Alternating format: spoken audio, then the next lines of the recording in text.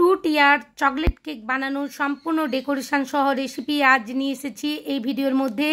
অনেক বন্ধুরাই ভয় পাও কিভাবে টু টিয়ার কেকগুলো বানাবো, আর সম্পূর্ণ ভিডিও দেখলে তোমরা বাড়িতে পারফেক্টভাবে একটা টু টিয়ার কেক বানাতে পারবে।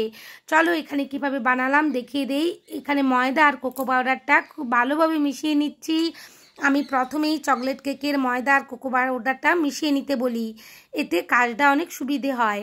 ময়দা কোকো পাউডার মেশানো হয়ে গেছে। এটা একটা 3 পাউন্ডের কেকের অর্ডার ছিল চকলেট কেকের, সেই জন্য আমি এখানে 6টা ডিম নিয়ে নিয়েছি। 1 চিমটে লবণ দিয়ে দিলাম আর একটা ইলেকট্রিক বিটার দিয়ে ভালোভাবে বিট করে নেব। স্টেপ বাই স্টেপ চিনিটা দিয়ে দেব। ডেসক্রিপশান বক্সে সমস্ত কিছু উপকরণ আমি দিয়ে দেব, তোমরা ভিডিওটা দেখে ডেসক্রিপশান বক্সে দেওয়া উপকরণের পরিমাপগুলো ওজন করে নিয়ে পারফেক্টভাবে একটা কেক বানাতে পারবে, চকলেট স্পঞ্জ কেক। এইভাবে 5 থেকে 6 মিনিট বিট করতে থাকলে একটা ফোমি আকার হয়ে যাবে। ডিম আর চিনিটা খুব সুন্দরভাবে মিশে যাবে। আর এই ব্যাটারটা আমাদেরকে 7 থেকে 8 মিনিটের মধ্যেই কমপ্লিট করতে হবে, করে মোল্ডের মধ্যে ভরে বেক করতে দিতে হবে। বেশি সময় লেংদি করা যাবে না। ধীরে ধীরে দেখো আমার কি সুন্দরভাবে চিনি আর ডিমটা মিশে যাচ্ছে। আর আগে থেকেই আমি মোল্ডগুলো রেডি করে রেখেছিলাম। একটা 8 ইঞ্চির মোল্ড ব্যবহার করেছি আর একটা 5 ইঞ্চির মোল্ড। অবশ্য ও কাজটা আগেই করে নেবে, নাহলে ভীষণভাবে অসুবিধে হয়। এই পর্যায়ে এসে আমি সমস্ত তেলটা দিয়ে দিলাম। এরপর এসেন্স দিয়ে দিচ্ছি। এখানে ভ্যানিলা এসেন্স আর চকলেট এসেন্স ইউজ করব। এটা চকলেট কেক, এই চকলেট এসেন্সটা অসম্ভব সুন্দর একটা ফ্লেভার আছে, খুব সুন্দর। খাওয়ার পরে মুখের মধ্যে যখন কেকটা যাবে কত সুন্দর একটা ফ্লেভার হয়। এই চকলেট যে এসেন্সটা, এর ফ্লেভারটা অসাধারণ। একটা স্ট্রেনার নিয়ে নিয়েছি, স্ট্রেনারের মধ্যে কোকো পাউডার মেশানো ময়দাটা দিয়ে দিলাম আর 3 থেকে 4 ধাপে আমি ভালোভাবে চেলে নেব আর ভালোভাবে একটা হ্যান্ড উইক্স দিয়ে মিশিয়ে নেব। তোমরা একসাথে সমস্ত কোকো পাউডার মেশানো ময়দাটা দিতে যেও না, তাহলেই ফোমটা বসে যাবে আর পারফেক্টভাবে একটা স্পঞ্জ কেক রেডি করতে পারবে না। ভিডিওয়ে দেখানো পদ্ধতি অনুযায়ী করো। আমি এখানে ফার্স্ট রেখেছি, কিন্তু ধীরে ধীরে আমি দেখিয়েছি। ভিডিওটা অনেকটাই লেংদি হয়ে যাবে। আমি অরিজিনালভাবে যেভাবে করেছি যদি রাখতাম সেই মোশানে, কিন্তু আমি এখানে একটু দ্রুত করে দিয়েছি ভিডিওটা এডিটিংয়ের সময়, তাই মনে হচ্ছে আমি খুবই তাড়াতাড়ি মিশিয়ে নিচ্ছি, কিন্তু আদৌ না, আমি খুবই আলতো হাতে ধীরে ধীরে মিশিয়েছি। বিশেষ করে চকলেট কেকগুলোর ক্ষেত্রে খুবই আলতো হাতে মেশাতে হবে। আর একটা স্প্যাচুলা নিয়ে দেখিয়ে দেব একেবারে উপর থেকে নিচে পর্যন্ত করে যে কত সুন্দরভাবে মিশে গেছে এখানে ডিমের ফোমের সাথে। আগে থেকেই আমি বাটার পেপার দিয়ে রেডি করে রেখেছিলাম মোল্ডগুলো, তার মধ্যে সমস্ত ব্যাটারগুলো ঢেলে দিচ্ছি। আমি এখানে কোনো মাপঝোপ করছি না, আমার একটা আন্দাজ এসে গেছে যে 8 ইঞ্চির মোল্ডে কতটা ব্যাটার দিতে হবে আর 5 ইঞ্চির মোল্ডে কতটা ব্যাটার দিতে হবে। তোমরা যারা কেক বানাও এভাবে একটা আইডিয়া করে নিবে। দেখো কত সুন্দরভাবে আমার বেক হয়ে চলে এসেছে কেকটা, অসাধারণ। আমি ওটিজির মধ্যে বেক করেছি, তোমরা গ্যাস ওভেনের মধ্যেও বেক করতে পারো।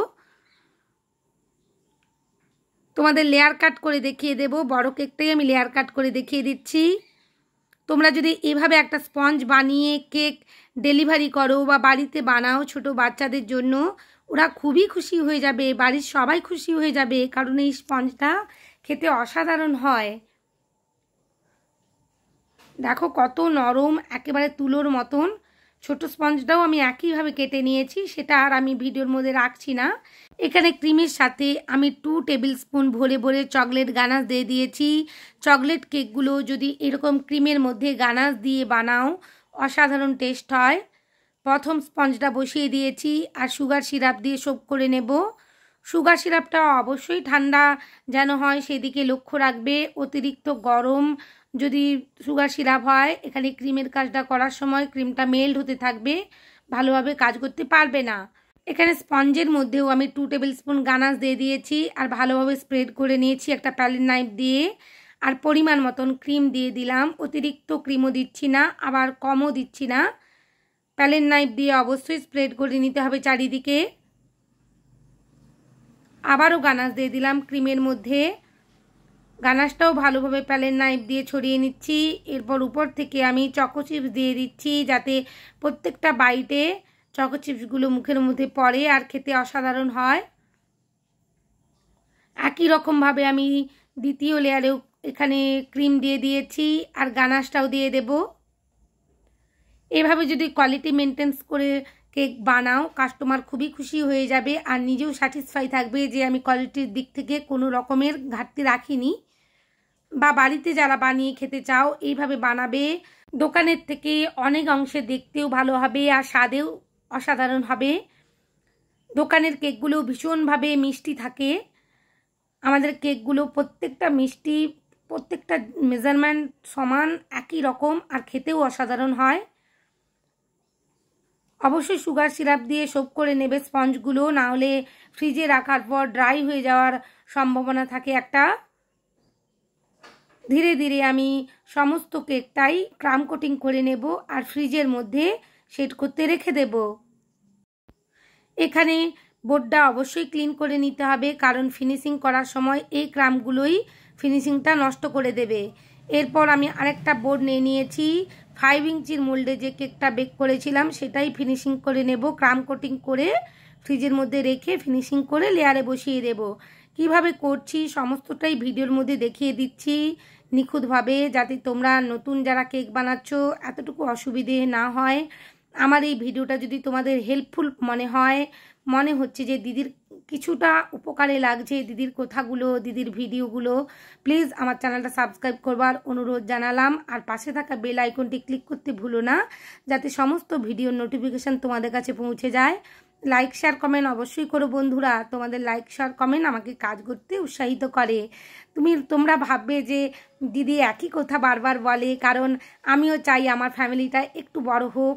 আর আমি তোমাদের সাথে এগলেস স্পঞ্জ কেকের সম্পূর্ণ প্রফেশনাল যে এগলেস স্পঞ্জ কেকের রেসিপি শেয়ার করে নেব। আমি বলেছি আমার ফ্যামিলি যখন পূরণ হয়ে যাবে, আমি যখন তোমাদের সাথে একটা আনন্দ শেয়ার করতে চাই, তো প্লিজ তোমরা আমাকে সাপোর্ট করো। তোমরা সাপোর্ট করছো, পাশে আছো, অনেক ধন্যবাদ তোমাদেরকে। কেকটা আমি ফ্রিজ থেকে বের করে নিচ্ছি, এরপর ফিনিশিং করে নিচ্ছি। এখানে যে ক্রিমটা ইউজ করেছি, হোয়াইট ক্রিমের সাথে একটু বেশি পরিমাণেই চকলেট গানাশ মিশিয়ে নিয়েছি। ক্রিমটা খুব সুন্দরভাবে একটা স্টিফি ভাব এসে গেছে, স্মুথ ভাব এসে গেছে চকলেট গানাশটা মেশানোর পর। গানাশ মেশানো এই ক্রিমটা দিয়েই আমি দুটো কেক ভালোভাবে ফিনিশিং করে নেব। চকলেট কেকগুলো যতটা সম্ভব ক্রিমের মধ্যে একটু গানাশ মিশিয়েই তোমরা ফিনিশিং করার চেষ্টা করো, তাহলে টেস্টটা আরও দ্বিগুণ হয়ে যায়। আমার সাইডের অংশ থেকে ফিনিশিংটা প্রায় হয়েই গেছে, এবার আমি উপরের অংশটা ফিনিশিং করে নিচ্ছি। খুবই আলতো হাতে এখানে প্যালেট নাইফটা ধরতে হবে, কারণ কেকের স্পঞ্জ ভীষণই নরম। যদি জোরে ধরতে যাও স্পঞ্জটা থেকে ক্রিম উঠে চলে আসবে আর ফিনিশিংটা নষ্ট হয়ে যাবে। তাই খুবই আলতো হাতে স্মুথভাবে ফিনিশিংটা করে নিতে হবে। যে অংশগুলোতে আমার ক্রিম লাগবে বলে মনে হচ্ছিল আমি দিয়ে দিচ্ছি একটু করে, আর ভালোভাবে প্যালেট নাইফটা ঘুরিয়ে ঘুরিয়ে ফিনিশিংটা নিয়ে আসার চেষ্টা করছি। আর উপরের অংশ থেকে এক্সট্রা ক্রিমগুলো আমি তুলে নিচ্ছি আর এক্সট্রা ক্রিমগুলো একটা বাটির মধ্যে রেখে নিচ্ছি। আমার খুব সুন্দরভাবে প্রথম কেকটা ফিনিশিং হয়ে গেছে, ফ্রিজের মধ্যে আমি রেখে দেব সেট করতে। এরপর ছোট যে কেকটা সেটাও আমি ক্রাম কোটিং করে ফ্রিজের মধ্যে রেখেছিলাম, সেটাও আমি বের করে এনেছি। একই ক্রিম দিয়ে ভালোভাবে ফিনিশিং করে নেব। খুব সুন্দরভাবে স্মুথভাবে ফিনিশিংটা করে নিচ্ছি। উপরের অংশে একটু ক্রিম দিয়ে দিলাম আর প্যালেট নাইফ দিয়ে চারিদিকে ছড়িয়ে দেব। আমি যেভাবে টেকনিকগুলো দেখিয়ে দিচ্ছি, ভিডিও হয়তো একটু ফাস্ট আছে, কিন্তু তোমরা দেখে আশা করছি যারা নতুন কেক বানানো শিখছো তারা অবশ্যই পারবে। কিভাবে একটা কেকের ফিনিশিং আনবো, কিভাবে কেকটাকে স্মুথ বানাবো, সমস্ত কিছু টেকনিকই তোমাদের কাছে দেখিয়ে দিচ্ছি। সব সময় হাতটা স্থির রাখবে, কখনোই হাত ঘোরাতে থাকবে না। টার্নিং টেবিলটা বাম হাত দিয়ে ঘোরাতে থাকবে আর ডান হাতে সব সময় প্যালেট নাইফটা স্থির থাকবে। এইভাবে তোমরা স্ক্যাপার দিয়েও করতে পারো, কিন্তু আমি প্রথম থেকে যখন থেকে কেক বানানো শিখেছি এইভাবে প্যালেট নাইফ দিয়েই আমি ফিনিশিংটা স্মুথ করে ফেলতে পারি, তাই আমি কোনো রকমের স্ক্যাপার ইউজ করি না। কেকটা আমি সেট করতে রেখে দেবো ফ্রিজের মধ্যে। এরপর দুটো কেকই 15 মিনিটের জন্য সেট করে নিয়েছি। এখানে স্ট্র কেটে নিয়েছি। এই স্ট্রগুলো অনেকটা স্ট্রং, শক্ত। যে স্ট্রগুলো দিয়ে আমরা ডাবের জল খাই বা শরবত খাই সেই স্ট্রগুলো নয়, এটা আলাদা বেকারির দোকানে পাওয়া যায়। লেয়ারে বা টিয়ার কেকে বসাবার জন্য বললেই ওরা দিয়ে দেবে।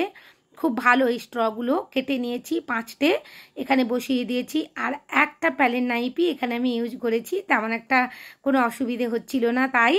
আর এখানে যে গানাশটা আমি রেডি করে রেখেছিলাম সেই গানাশটাই উপর দিয়ে আমি ঢেলে দিলাম। আর আলতো হাতে প্যালেন নাইফ দিয়ে আমি স্প্রেড করে নিচ্ছি।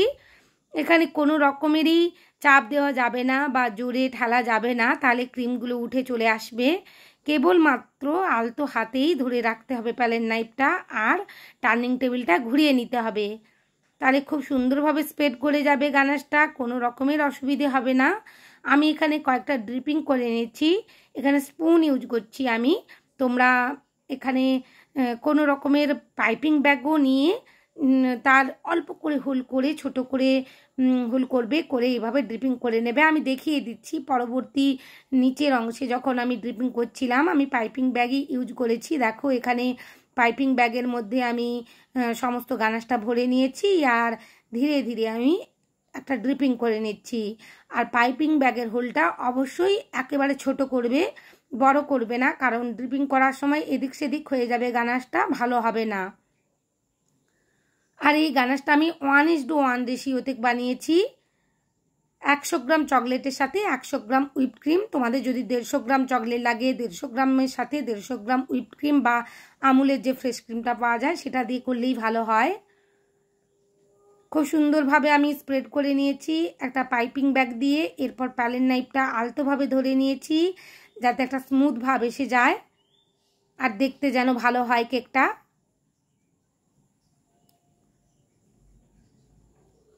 আর আমি ছোট ছোট করে কেটে নিয়েছিলাম চকলেটের ছোট ছোট কাটাগুলো সাইডের অংশ থেকে আমি ডেকোরেশনের জন্য ইউজ করছি। আমরা যে ব্ল্যাক ফরেস্ট কেকগুলো বানিয়ে থাকি, যে ছোট ছোট করে চকলেট কাটি, সেই রকমভাবেই আমি চকলেটগুলো কেটে নিয়েছিলাম। আর সেই চকলেটগুলো ফ্রিজের মধ্যে সেট করে নিয়েছি কিছুক্ষণ। তারপরেই আমি এখানে ডেকোরেশনের সময় কাজে লাগিয়ে নিচ্ছি। অবশ্যই গানাশটা দেওয়ার পর কেকটা ফ্রিজের মধ্যে আমি রেখে দিয়েছিলাম 15 থেকে 20 মিনিটের জন্য। তোমাদের হাতে সময় থাকলে তোমরা বেশি সময় রেখে দেবে। গানাশটা সেট হয়ে যাওয়ার পরেই এইভাবে ডেকোরেশনের কাজটা করবে। সেট হয়ে যাওয়ার পর কেকটা যদি ডেকোরেশনের কাজটা করো দেখতে ভালো হবে আর করতেও সুবিধে হবে। দেখো নিচের অংশেও আমি ছোট করে কেটে রাখা চকলেটটা দিয়ে দিয়েছি। এখানে আমি 46 নোজেল দিয়ে একটা ডিজাইন করে নিচ্ছি, একই ক্রিম দিয়ে, চকলেট মেশানো ক্রিম দিয়ে। এইভাবে ডিজাইন করলে কেকগুলো দেখতে ভালো লাগে আর খেতেও সুন্দর হয়, কাস্টমার খুব খুশি হয়ে যায়। তোমরা অবশ্যই এই ডিজাইনটা ভালো লাগলে বাড়িতে একবার বানিও। উপর থেকে কয়েকটা টপারও আমি বসিয়ে দিচ্ছি। এইভাবে চকলেট টপার দিয়ে যদি কেক ডেকোরেশন করো কেকগুলো আরও সুন্দর দেখতে লাগে। আর অবশ্যই জানিও কেমন লাগছে কেকটা। সবাই খুব ভালো থেকো, অনেক কেক বানিও, বাড়ির সবাইকে খুশি করে দিও, কাস্টমারদেরও খুশি করে দিও। দেখো টপারগুলো বসিয়ে দেওয়ার পর কেকটার লুক অসাধারণ হয়ে গেছে। আমার কোথাও মনে হচ্ছিল আর একটু ডিজাইনটা করে দেব, তো সেই অংশগুলোতেও কয়েকটা ডিজাইন আমি করে দিয়েছি। অনেক ধন্যবাদ বন্ধুরা আমার ভিডিও দেখার জন্য।